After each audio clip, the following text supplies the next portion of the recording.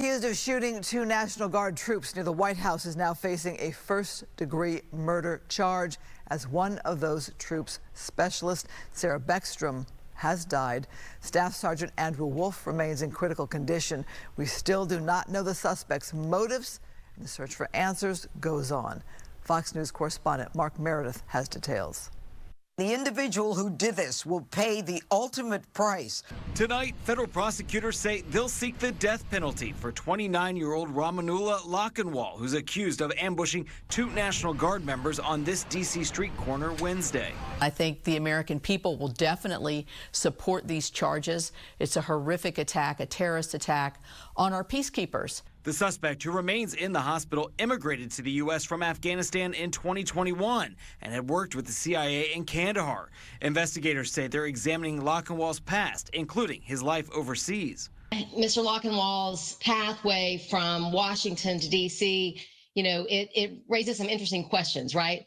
Questions like, was Mr. Lakanwal already radicalized before he migrated to the United States? The New York Times says it spoke with a childhood friend of the suspect and that Lakanwal, quote, had suffered from mental health issues and was disturbed by the casualties his unit had caused.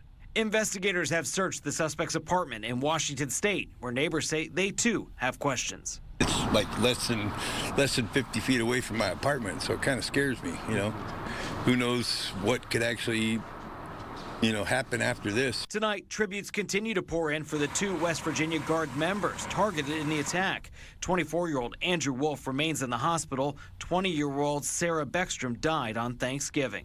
Late Thursday, D.C. first responders paused for a dignified transfer procession for Beckstrom's body. Tonight, she's being called a hero. FBI Deputy Director Dan Bongino writing, her sacrifice will never be forgotten.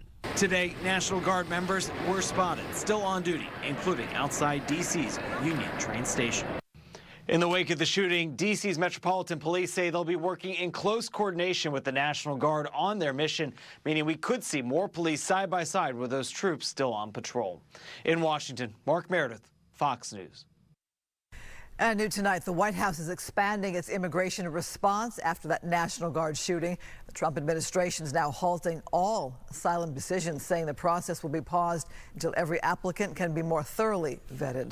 The president is also ramping up his broader immigration agenda, including a review of the legal status of millions of immigrants and tighter screening for people from higher risk countries.